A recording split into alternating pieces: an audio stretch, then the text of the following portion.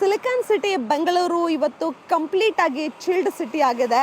ಇದು NADA ಸೈಕ್ಲೋನ್ನ effect. Bangala ಕೊಲ್ಲಿಯ ಆಗ್ನೇಯ ಭಾಗದಿಂದ ಈಗಾಗಲೇ ನಾಡಾ ಚಂಡಮಾರುತ ಚೆನ್ನೈಯನ್ನು ಅಪ್ಪಳಿಸಿದೆ. ಇಂದು ಮಧ್ಯಾಹ್ನ ಬೆಂಗಳೂರಿಗೆ ಎಫೆಕ್ಟ್ ಆಗುತ್ತೆ ಅಂತ ಇತ್ತು. ಆದರೆ ಈಗ ನೀವು ನೋಡ್ತಿರ್ಬೋದು, ಬೆಳಗ್ಗೆ ಮೋಡ ಕವಿದ ವಾತಾವರಣ ಕಂಪ್ಲೀಟ್ ಆಗಿ ಬೆಂಗಳೂರನ್ನ ಆವರಿಸ್ಕೊಂಡಿದೆ. ಎಲ್ಲರೂ ಆಫೀಸ್ಗೆ ಹೋಗೋ ಟೈಮ್ ಆದರೂ ಸಹ ಸಾರ್ವಜನಿಕರು ಇವತ್ತು ಚಳಿಯಿಂದಾಗಿ ವಿರಳ ಸಂಖ್ಯೆಯಲ್ಲಿದ್ದಾರೆ.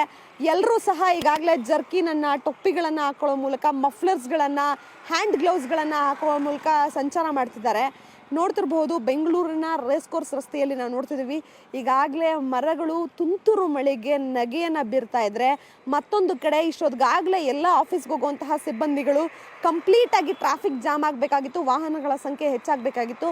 ಆದರೆ ತುಂತುರು ಮಳೆಯ ಎಫೆಕ್ಟ್ನಿಂದಾಗಿ ಕಂಪ್ಲೀಟಾಗಿ ವಾಹನಗಳ ಸಂಖ್ಯೆ ವಿರಳವಾಗಿದೆ. ಮುಂದಿನ 24 ಗಂಟೆಗಳ ಕಾಲ ಇದೇ ರೀತಿ ವಾತಾವರಣ ಇರುತ್ತೆ. ಸೊ ಪ್ರತಿಯೊಬ್ಬ ಸಾರ್ವಜನಿಕರು ಸಹ ಈಗ ತಮ್ಮಲ್ಲಿರುವಂತಹ ಸೇಫ್ಟಿ ಮೆಷರ್ನ, ಹೆಲ್ಮೆಟ್ಗಳನ್ನಾಗಲಿ, ಪ್ರತಿಯೊಂದು ಜಾಕೆಟ್ಸ್ಗಳನ್ನಾಗಲಿ ಕಂಪ್ಲೀಟಾಗಿ ಧರಿಸ್ತಾ ಇದ್ದಾರೆ. ಹೀಗಾಗಿ ಮುಂದಿನ 24 ಗಂಟೆಗಳ ಕಾಲ ಇದೇ ಚಳಿಯಲ್ಲಿ ಬೆಂಗಳೂರಿನ ವೆದರನ್ನು ಕೆಲವರು ಎಂಜಾಯ್ ಮಾಡಿದ್ರೆ, ಕೆಲವರು ಹೆಲ್ತ್ ಪ್ರಿಕಾಷನ್ಗೋಸ್ಕರ ಸಾಧ್ಯವಾದಷ್ಟು ಚಳಿಯಿಂದ ತಪ್ಪಿಸ್ಕೊಳ್ಳೋದಕ್ಕೆ ಪ್ರಯತ್ನ ಪಡ್ತಾರೆ.